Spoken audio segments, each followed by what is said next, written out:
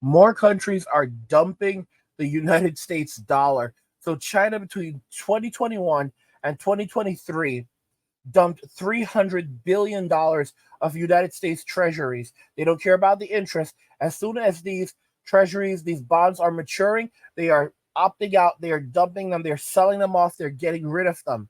Okay, we are moving rapidly towards the BRICS currency, which was formed by the BRICS alliance: Brazil, Russia, India, China, and South Africa. Other countries like Turkey, Saudi Arabia, various others are now joining on. The United States dollar is no longer the reserve currency for purchasing fuel, for purchasing oil from Saudi Arabia.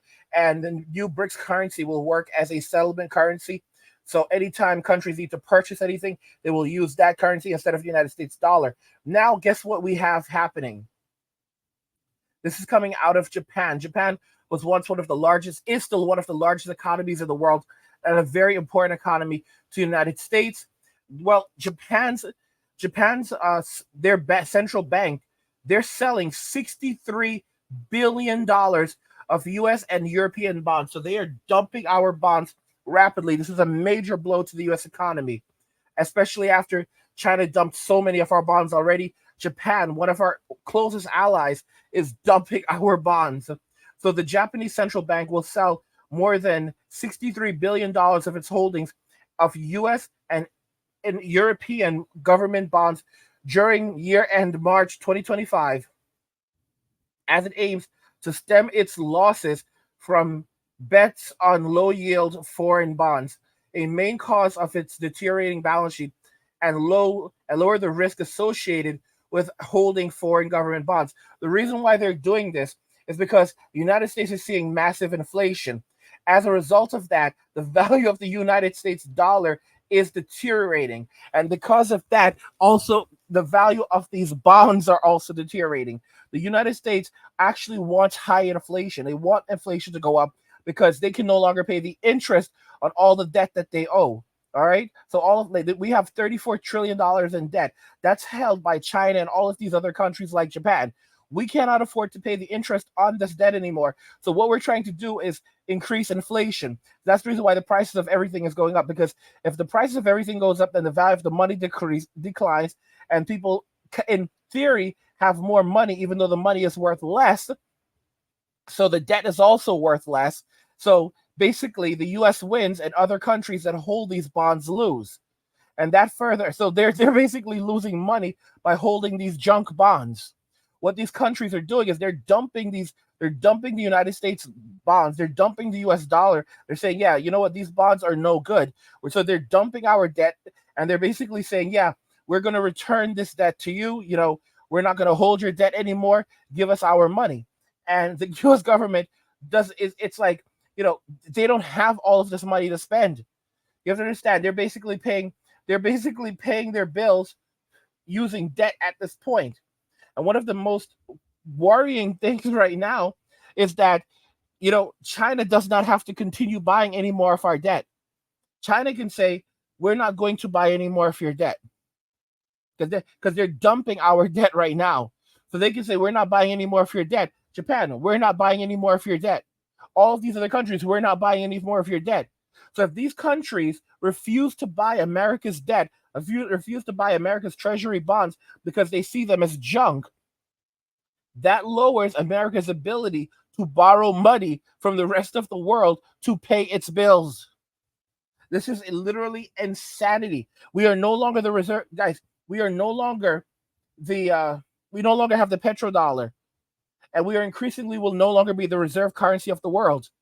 All right, they're moving towards BRICS, which will essentially be a decentralized currency that is not controlled by a or less centralized currency that is not controlled by a single person. And they're looking to utilize the blockchain, possibly Ripple's blockchain, which allows them to send money all around the world without having without a central party controlling it. So the United States or no other party could theoretically freeze those funds, or it'd be very difficult for that to be done, to confiscate someone's funds. So it basically eliminate the SWIFT system. And the United States would have no choice but to follow but to follow along, because companies will, companies, if Apple wants to pay, for their iPhones, they may have to settle in a BRICS currency. China will say, okay, well, listen, if you want to buy your products, you want to do business in China, when you do your business in China, you're going to have to pay us in BRICS. That's a mass. That's billions of dollars. It's in India as well. China's been moving. Apple's been moving business to India. Guess what? India says the same thing. Oh, gotta pay in BRICS. All of these countries gotta pay in BRICS currency. So all of these companies, large companies that make their products outside of the US, will have to begin paying in BRICS. And Americans do not have a very optimistic view of this, of American currency. So Americans will start dumping it. And here's the craziest thing. What gives American currency value?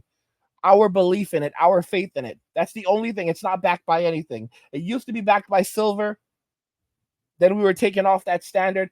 Now it's backed by goodwill. It's only as valuable as we believe in it. The Patro Dollar no longer exists because Saudi Arabia is no longer using it as the reserve, as the settlement currency. So, for example, if any nation wanted to buy oil from Saudi Arabia, they had to, get US dollars. That deal is done. They dissolved the deal like a few weeks ago. It's over. So the Dollar is gone. Most people don't know where money comes from. They don't know how money works. Guys, do you know how much I've learned just being a part of the manosphere? This is the reason why they're trying to shut the manosphere down. This is the reason why they don't like it, because men are getting together and comparing notes, and men are able to take very complicated or what once appeared to be very complicated subjects and breaking it down into just like in a way that people can understand. How many of you did not know how this stuff worked, and you're watching my videos right now and you're like, oh, holy cow, okay, and then you start doing your own research. That's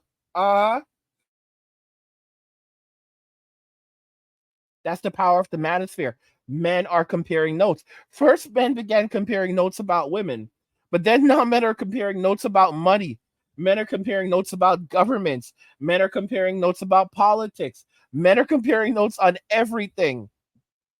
And if one man doesn't know something, another man knows it. If I say, listen, explain this, there's someone in the comments right there ready to explain this. All right? No one knows everything. But collectively, we all have bits and pieces of information. And if there's one thing that men can do, it's check each other's math. There's always someone who can do the math. All right? It's a system of checks and balances. And that's what scares people.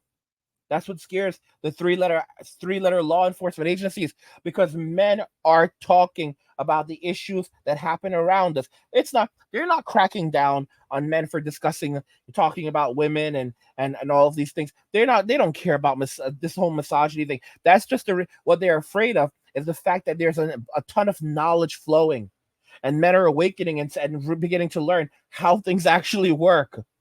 Who controls what, how the government works. We don't actually live in a democracy.